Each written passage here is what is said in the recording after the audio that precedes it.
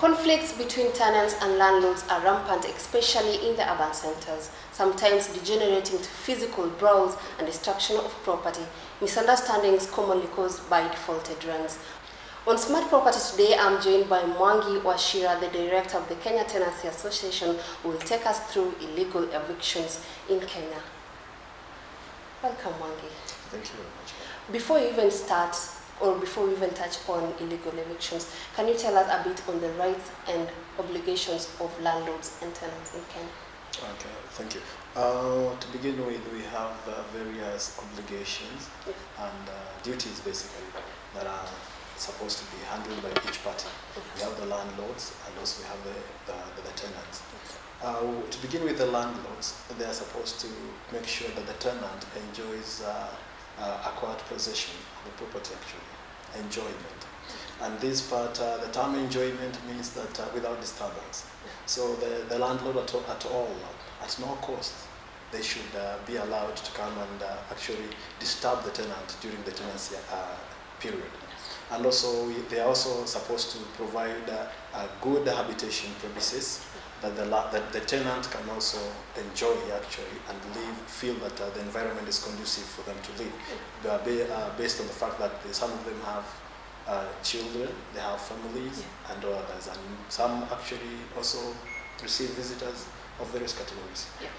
And on that note, we have also the obligation of the landlord is supposed to make sure that the premises actually have necessary facilities. Like we have the garbage collection, that does include dirt and waste management, and also in the same line disposal of the same. Also, he's supposed to ensure that at all cost, I mean at all cost because this is now his obligation, he's mandated to do that.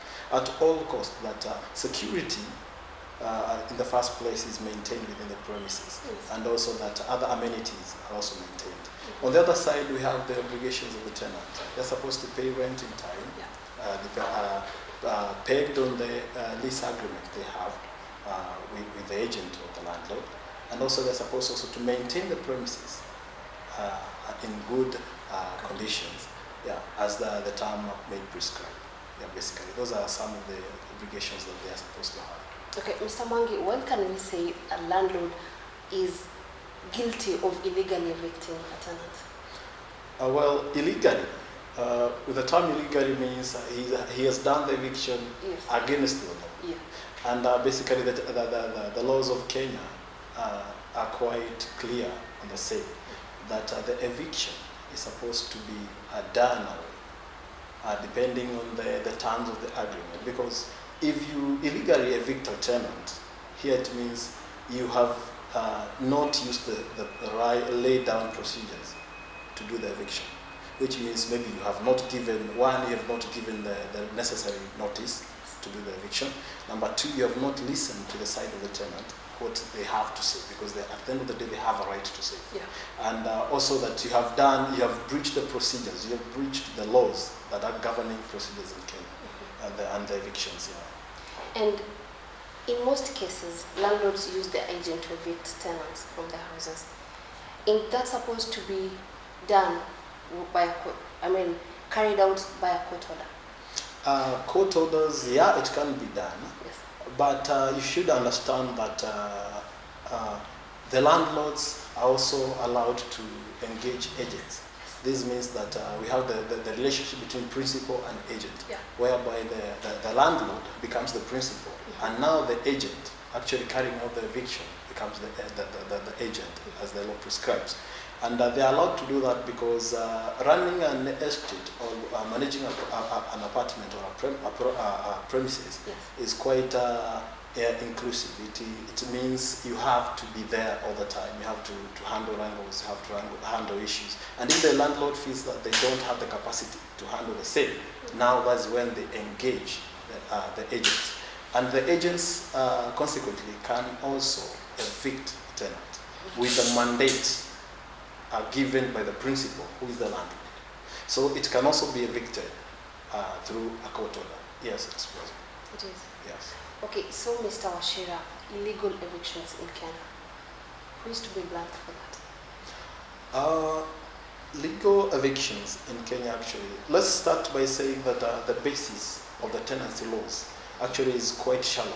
That's why we're seeking some issues and introduction of certain bills in Parliament, so that we can enforce and amend the laws so that it can cater. It cannot be to prevent the laws from being silent from some of the pertinent issues, like now the eviction. You find that you cannot evict a tenant without first of all giving not really without giving a notice. Yeah, notice. And remember, this notice should be given prior. Yeah. So the rule of practice actually depicts that you can give like 2 months notice.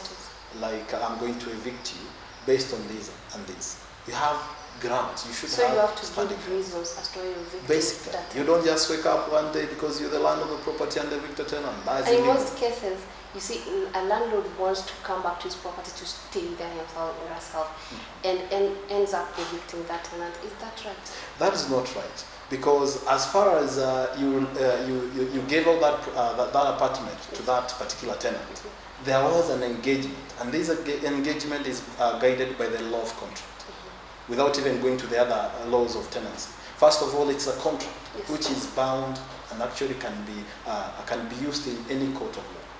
So when you engage that with the tenant, you give them a mandate and quite enjoyment of the property. Of the property, yes. Exactly. So you cannot come again, irrespective of the kind of urgency or the demand you have on the property, which is yours. Basically, we know legally it is yours.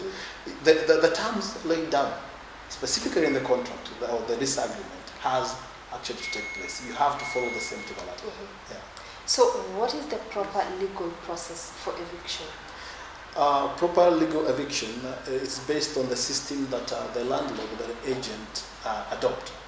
Because if it's through a tribunal, you may have like roughly 255 days to evict a tenant, which is quite some days. Because basically we have like 12 days of preparing and serving the parties. We have 122 days whereby now the process itself kicks off. Then we have 121 days, whereby now it's terms of the duration after the judgment and the eviction. So basically it's quite some time. It's quite some time. Yeah. So during eviction, can the tenant sue the landlord for trespass, or better still, get paid for the damages incurred? And can the landlord sue the tenant for refusing to move out of the premises even after serving him an eviction letter on time? To begin with that first question is that, of course, the tenant can sue the landlord for trespass. Because at the time of the eviction, basically by the law, he is the person enjoying, he has the rightful ownership of that property, basically. And you should also remember that the principles of this eviction, they should have grounds. So, and if the ground is not ill-motived, you may have grounds that are ill-motived. Maybe that I'm seeing that we are competing, I'm a landlord, and maybe as a tenant, maybe you're well financially stable more than I am, and other issues, external issues that affect the decision of the tenant, so that they can actually invoke the issue of eviction. So it depends with the ground. And also, it is a quite sensitive matter, because when you try to evict the tenant, you should also understand that they have a right, and at the same time, you also have a right in the same case. So it's an issue of balance. You should balance your issues. And because, let's say for example, we have tenant A who is being evicted by the landlord. Right? And the tenant, the basis of the eviction is that he has defaulted to pay rent for 2 consecutive months, actually, which is what the law prescribes. So on that basis, the landlord will have a higher margin in terms of evicting the tenant, because the tenant is on the wrong. But if the landlord is on the wrong, then the contrary is right. The tenant can sue actually the landlord for trespass based on the terms of agreement. Remember, we are referring to the terms of agreement because that's what the basis and the guideline for the tenants. Exactly. So in case of delay in rent payment, can both the landlord and the tenant agree on a repayment plan? That has always been the case. Yes. They always agree. But the challenge is when the landlord tends to be a serious person when it comes to collecting money. But when they actually try to minimize reasoning with the tenants, Yes. simply because in daily life, in a day also, every time you have a reason why you're not doing something. So if we entertain such an act, then the tenants will have a right, or they will have a playground of giving every now and then, giving reasons and excuses why they're not paying rent. But remember, the first thing, if you cannot meet the issue of the payment of the rent, then what else are you meeting? Because that's a basic. That's the basis of your existence in such an estate or in such a city. Yes. Let's say in Nairobi also. Yeah. So when can you say eviction? When is eviction without a court order allowed? Eviction without a court order. It's not necessary that every eviction should be carried under a court order. Yes. It's not necessary because number one, if I'm a tenant and a faithful tenant in that case, and I realize that really I've messed up the agreements and the terms laid in. So I'll have to agree with the landlord that, look, okay, I've gone contrary to the terms of the agreement, and I've defaulted paying rent for some time. So kindly allow me to move out. You will not be evicted. That is self-eviction. So basically, which is allowed. Anyway, it's eviction at the end of the day. But we have that eviction carried out by the landlord, whereby I have defaulted paying rent or some other issues, maybe issues of the cause of insecurity in the plot or in the premise, and the cause of unhygienic status and conditions. So it also may form the basis of my eviction. And in that case, if I refuse to move out, now a forceful eviction can be carried out, which actually, through the agent, the landlord, sometimes like what we experience in the ground, is that they go physical. And that's why we say now the issue now is getting out of hand. They go physical because the tenant is refusing to move out, even after defaulting to pay rent. And also, at the same time, the landlord is exercising his rights. So the tenant is trying to portray a figure of like he has the right even if he's on the wrong, which is not the case. So the issue is it can also be done without a court order, where I agree and we agree with the landlord, the tenant agrees with the landlord, and that's it. He peacefully evicts. Yeah. Okay. We will take a short break, but when we come back, Mr. Mwangi will take us through illegal evictions in Kenya. Stay tuned to Smart Property.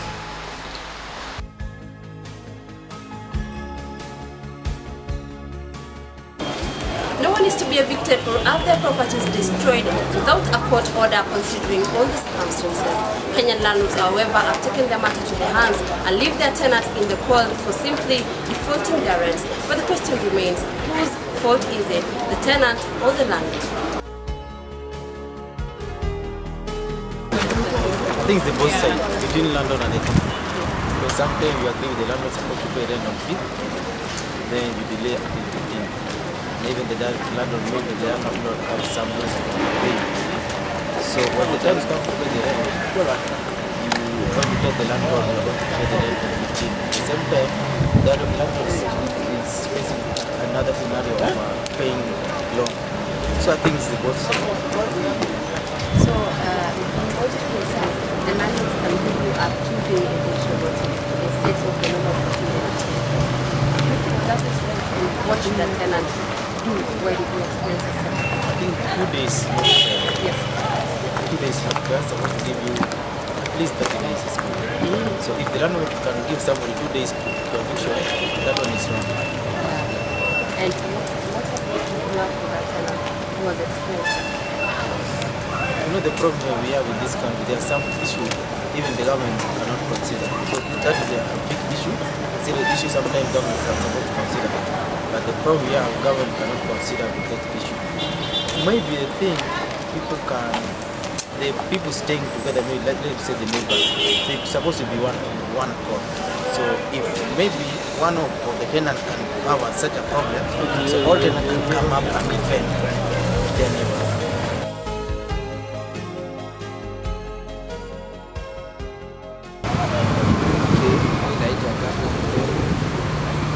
Mkaaji wa Kagemi, ni kazi yangu.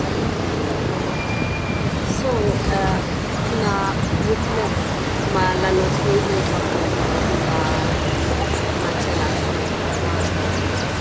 Yes, nimewitness, nimeona watu wakificha kwa nyumba zao kwa sababu mtu amezoea kulipa kodi, amepeana sababu moja ama nyingine, na hata ikiwa ameweka deposit na wale landlords wanafea ama agents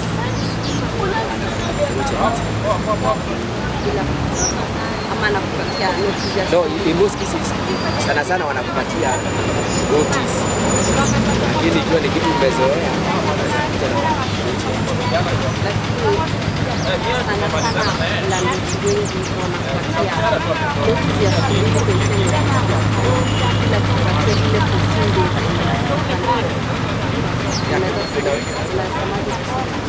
unao ikifika tarehe 5 ndio kuambia utareja kupatia sababu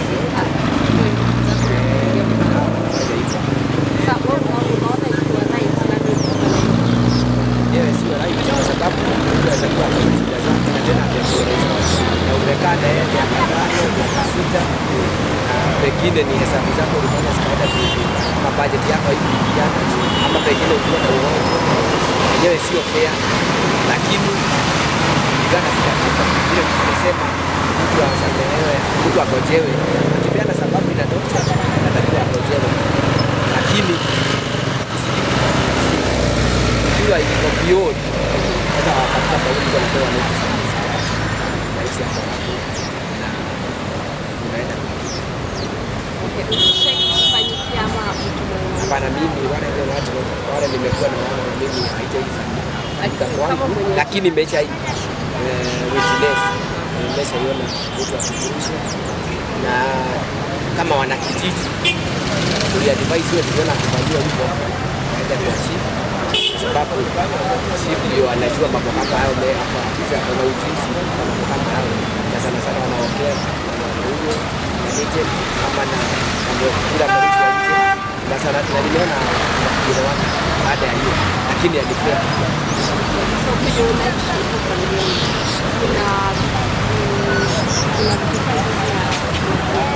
kwa hiki yetu sana. In fact hiyo ilikuwa tumeona watu kesi moja tumeona, lakini sio sana.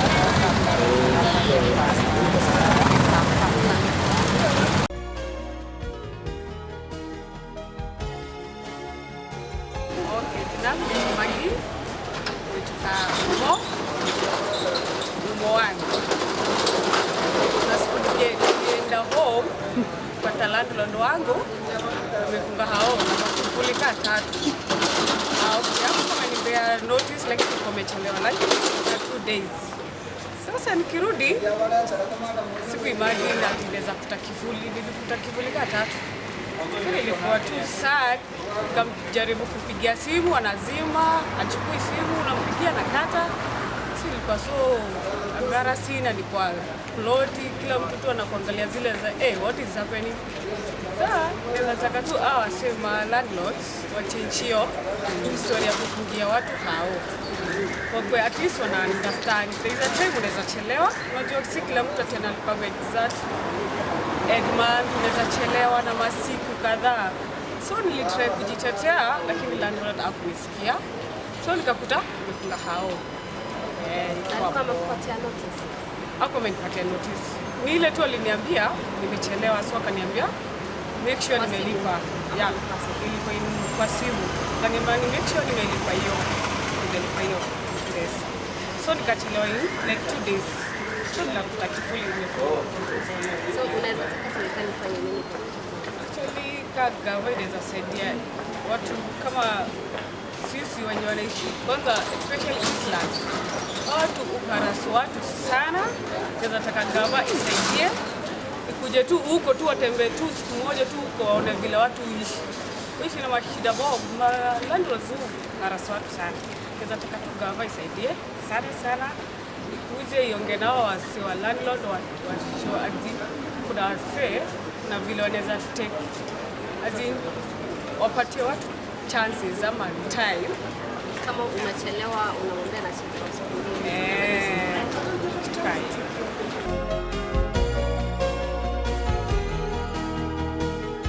Welcome back to Smart Property. Mr. Wachira, please tell us the laws governing tenancy in Kenya. Okay, thank you. We have various laws that are governing tenancy in Kenya, especially when it brings to solve the crisis in between the landlords and the tenants. The first one is that we have the Distress for Rent Act, actually, which governs the issue of auctioning. Yeah. And because at some time you may find that the landlord has done his part, Yeah. but the tenant fails by defaulting to pay the rent. So what happens is that the law allows the landlord or the landlady in that matter so that they can auction your property. Exactly, they can auction your property to get the amount that they're actually asking for. Yeah, that is due. Based on one factor, that remember, we have to note carefully that the landlord has done his part fully. He has played his role. But the tenant, basically what he has done, he has defaulted to pay the rent. So in that case, it comes, it brings to a conclusion the issue that there is no longer an argument between the landlord and the tenant. The only issue that is they're arguing about is that rent. Yes. Exactly. If you pay rent, then the eviction or the distress for rent doesn't occur. But if you don't pay within the prescribed period and notice, then the landlord or the landlady is allowed to auction your property so that they can get the money. But remember also we have the issues of auctioning. There are also laid down procedures that actually guide the auctioning process, so that like you're given enough time so that you can say, okay, until this time I've not raised this amount as requested, so go ahead. And also it also gives it lays down the guidelines that in case there is auction, what do we need to consider first? What are these auctionable things? And because there are some of the things that are not auctionable. Yeah, and also we have the Indian Transfer of Property Act. This was an act actually we have been using for quite some time, and it actually allows that when you're transferring property, yeah, let's say it's a landlord dealing with another landlord or another client, yeah, so it's a case of willing buyer and willing seller. The landlord or the person, the owner of the property, should actually come clean of any defect within the building, yeah, so that when you're selling the property to somebody else, they should know that this property A has defects, blah, blah, blah. Yeah? But remember, the case is, if you fail to disclose the defects, then you stand to lose, because that one, you normally say, ignorance of the law is no defense. Yeah. You cannot pretend I didn't know I'm supposed to tell you. Basically, it's common sense that you're supposed to tell me that, look, this building, there is a crack at this edge and there is so and so. So you're supposed to disclose everything actually, all information concerning the building when transferring it. Yeah? We also have the Landlord and Tenants Act. This is the act that guides the lease agreements or the tenancy based on the commercial, that is shops. We have cafeteria, and we also have basically commercial properties for the shops and everything. Yeah? So this one, it is quite used in the Kenyan jurisdiction to protect both the tenants and the landlords. It is used to also to try and solve the conflict between the two parties. But remember, we don't have really a solid law that I could say solid in that it caters for all the issues of tenants and landlords in one part. Because we had previously, as he was called, Soita Shitanda. Yeah. He brought a bill in Parliament trying to, by then he was the Minister for Lands. So he brought a bill in Parliament trying to bring, consolidate the laws and procedures that are supposed to govern both the landlord and the tenant. But unfortunately, the bill never saw the light of the day, basically because we know the kind of politics our politicians are playing. So they brought politics into actually a very serious issue. It's a very crucial issue, yes. Yeah. So some of the issues, the laws are very silent. Yeah. Like when you're saying the Distress for the Rent Act, when the landlord is allowed to auction a property so that they can get the rent back, it is actually restricted to only houses or properties that are within the range of 2,500, of which actually that may not pass as a standard housing of a normal Kenyan citizen, because basically the rent is between, majority of them between 4,500 to 10,000. That's majority.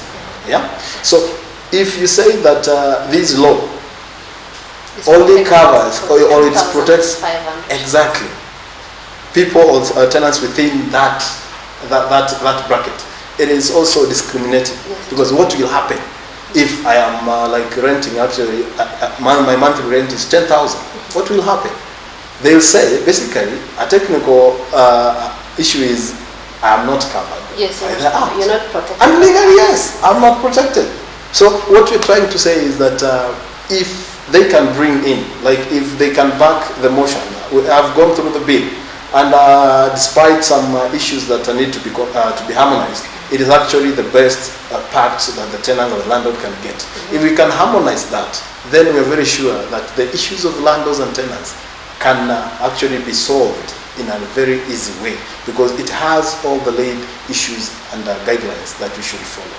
About the rights, what rights do landlords and tenants in Kenya have in cases especially to duration of contract and eviction? Okay, with reference to duration of the contract, yeah. This one I remember that we have like the types of tenancy, like we have the periodical, periodical tenancy. That's where we sign, first of all, the first agreement that I've entered into this house. I'll be paying this amount of money as my rent. This is the deposit that is supposed to be given out, and some other payments and some other conditions prescribed by the agreement. But as time goes by, the next month, you automatically pay the rent, assuming that the same agreement that you signed 1 month ago is still in effect. And by the act, if the landlord takes your rent, basically that's an agreement. It's a contract. So because we have various types of contracts, we have implied, like that one is implied. Yeah? Like by the fact that you're receiving my rental amount, then there is a contract between the two. Yeah? So we have an issue whereby these evictions, the evictions and the term of the period of the lease has to be governed actually under those terms based or written in the agreement. That's why we say agreement is everything. The lease agreement, the tenancy agreement, it's everything. Because some of the agreements go ahead and state like, you'll be evicted if you do 1, 2, 3, if you fall under this category. Yeah? And also we have like for the commercial buildings, like the shops, cafeteria engagements and the rest, you find that it is around 3, some of them have a lease period of 3 years, some of them it's 1 year. So basically it depends and it varies, so that the tenant or the prospective tenant, person willing to rent out, is actually given an option to weigh. Am I suited with 3 year, 5 years contract, or 1 year, or monthly contract? Now it will be a basis or a decision to be made by the willing tenant. Yeah. Can you please tell us what's the liability of evicting a tenant illegally? Illegally? Yes. Well, illegally it's against the law. Let's agree first of all that that's the case. And you bear all the liability in case anything goes wrong, because actually in the first place everything is wrong because you're evicting against the law. You know, most of these things the landlords don't do it easy. Most of the time they just come to your house and they take everything out. In most cases in Kenya, especially in Nairobi, they take your stuff out, they can even break your stuff and they don't repay that. Exactly. That's why we say that they use coercing force to evict. But we have seen this one, like we've recently experienced the same in Githurai, and we have along Jibo Road and several estates that we are trying to oversee the issues of our members. But the bottom line here is that we have ethics that govern every engagement. Be it professional engagement, be it social engagement, we have the baseline ethics. Yeah? Like, look, why evict a tenant in that manner? At the end of the day, simply because of, let's say, ill motive. Yeah? And remember, we encourage every tenant in Kenya to have their tenancy agreements signed and let them keep a copy. And actually, as an association, you are insisting, let them forward a copy of the same to us, so that we read in between. You know, some of these people, you find you given a paper and a pen. So the only thing that comes to your mind is that you're supposed to append your signature, only that. But you don't get time, yeah, to read the terms and actually the conditions that are in the lease agreement. So you find that somebody is capitalizing on that, capitalizing on the ignorance of the tenants, yeah, and to use that opportunity or that to take advantage of them in a discriminative way. But what we're encouraging is when you're engaging in any tenancy agreements or any tenancy engagements, you should register that either with your advocate or the lawyer. Yeah, let them help you file the same and actually understand, basically, in broad concept, what does this agreement mean? What are my commitments? Yeah, if you can't, we really encourage. We offer these services for free. Yeah, as long as you're a member, kindly forward the same to us. We will read between the lines and we will give you now the broad interpretation of the contract. What does it mean? Because some contracts, like they like putting some phrases like the rent will be increased by 25% year. Yes. To you, you just see it normal because you're desperate for a house and this meets your expectations, you just sign it. But if you're paying 10,000 and somebody has written there, the rent will increase by 25% every year, which means come January, yeah, you will have to calculate 25% of 10,000. What's the amount? Add on top of what you've been paid. That will be your new rent. And this one will go on as long as you're there, as long as you're privy to the contract. You understand this? So they ought to understand. As far as you're desperate for a house, try to seek options. Because the law of demand and supply in Kenya is operating in terms of supply of the houses and also the demand that the people willing to rent are having. So you have to weigh the two. And actually, if you engage some other organs or some other people or some other officers, some other departments with the broad interpretation of your agreement, yeah, then I think you'll be on the right, and we will minimize the issues of conflict between the landlord and tenant. Mm-hmm. So what is the proper eviction notice a landlord can send to a tenant depending on the tenancy laws of Kenya? Okay, this one I would say we will co-opt based on the rules of operations or our procedural issues, how things are done, yeah? Because basically I told you some of these things are silent in the laws currently as it is. So sometimes we try to relate that with other notices, yeah? It's a notice like any other to start with. So basically it is an issue of 14 days. Some people give minimum of 14 days, which is quite okay, depending. And others will as well as give you 2 months, which is quite reasonable. Yeah. It varies from landlord to landlord. Yeah. In many cases, management sends eviction notices to their tenants without forewarning them of the eviction. Mm-hmm. In that case, can the tenant refuse to move out without breaking the law? Exactly. You see, when they use they pass such a notice or such an eviction notice to the tenant without following the right procedures, without prior having given them a warning, then it shows the magnitude of the issues you're trying to address here. That we need actually a law to address this, because currently we don't have. Yeah. So it's an issue like how you do yours is not how I do mine. I have my own style of evicting my own tenants. And you also have the same. So at the end of the day, you find that in the market, people are suffering in different capacities and magnitude. So the best way to do is let the landlord or the tenant agree, like these are my conditions, and I'm supposed to these are my duties, and as well as that of the landlord on the other side. So when they agree on that and say you will evict me actually if I do 1, 2, 3, but if I don't. Actually, it's against the contract of the engagement that we have between the two parties. Yeah. So if the landlord rightfully evicts the tenant, basically no one to blame there, because the tenant understands that if he falls under he does 1, 2, 3, he will be evicted. And if the landlord carries out that, then that is okay. But the case arises when we have the landlord trying to evict somebody who is actually not on the roll. Yeah. Sometimes, like, let me give you a real example that we are facing in the market. Like, there is one of our members who was evicted based on the fact that he complained, yeah, that the garbage and issue of security were not addressed properly. The following morning, the agent was at the door issuing an eviction notice. That is illegal. That is illegal, automatically illegal. You're not supposed to do that because they have a voice like any other person. Yeah, and why?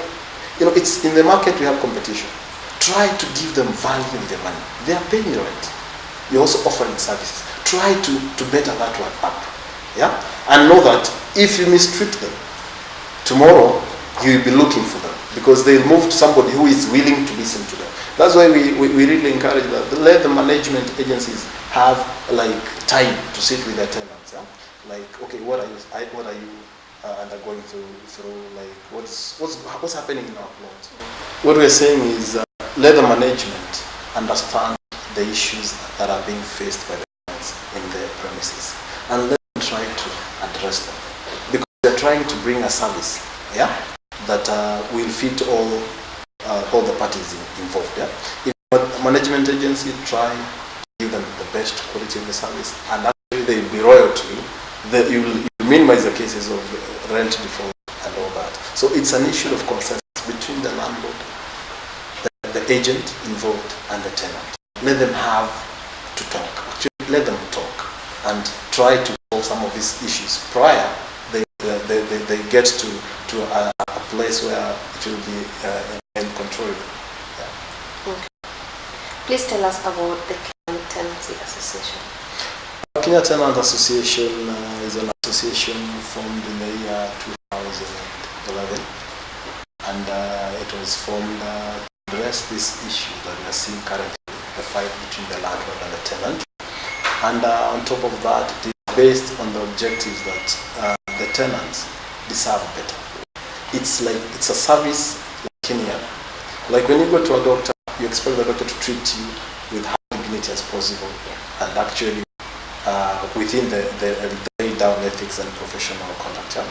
And the same, it's no different with the issue of tenants. We expect to be treated in a similar manner because we are paying. It's not an issue that the landlords are giving us housing for free. We are paying. Let them try to up the standards and all that. So based on that, we saw a need that we need to establish an association that can voice the rights of the tenants, and not only the tenants, because people have this conception that it's only pro-tenant.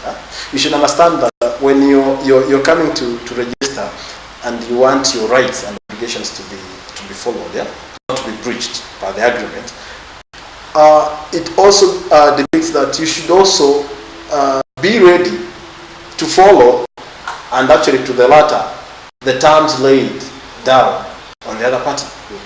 If the landlord expects you to do this and this, don't say because I'm a tenant and I'm in an association, I'll not do, and they still come to solve the problem for me. No, we are also promoting the rights of the landlords, because actually as a tenant, it's your obligation to pay the rent in time. If you fail to pay that, then the landlord has a case against you. Yeah. And it's not an issue that we are not going to listen to the landlord because of it. We have dealt with several cases like that. Landlords calling us saying, your member is doing this and this, and we address that because law is universal. Regardless of class, regardless of the status, it's supposed to apply universally. So who are you as a tenant to breach the law or the terms laid down by the landlord and expect still and maintain you still have a right? Okay. No, the landlord have a right. Tell us about the mandate and the membership of the association. To begin with the membership, currently our operations are funded by the membership fee, and we as low as 20% of your monthly rent. So that is your annual membership fee. So if you pay 10,000 as rent, so 20% of that is 2,000, isn't it? So 2,000 will be your annual membership fee. But you can pay twice, 1,000 for the first half of the year and 1,000 after that. So 2,000 for membership. Yeah, exactly. That is based on your rent, because rent differs and membership fee doesn't. The mandate. The mandate is number one. We start with protecting both the tenants and the landlord. Let me put it clearly, because both of them have a right. And for us, what we are doing is, can we try to harmonize these issues, solve these issues in an amicable way? So we are a platform, yeah, for solving these conflicts between landlord and the tenants. That's our major mandate, yeah, to ensure that there is harmony between the landlords, agents, and the tenants, yeah, because some of those things can simply be eliminated by setting up things in open, giving the information required by the tenant, and also making the landlord making sure that the agent that he is using are following the laid down rules and procedures in terms of like eviction and carrying out their mandate. So basically, we are a platform that is trying to address and solve issues between landlord and the tenants. So the association, the Kenya Tenancy Association, protects both tenants and landlords equally. Exactly, in equal measure. The rights and obligations of both the tenants and the landlords are clearly stipulated in the Land Acts. This statute governs the administration of leases and states what each party should do. The question remains, is each party playing its part? For Smart Property, I am Emma Kibi.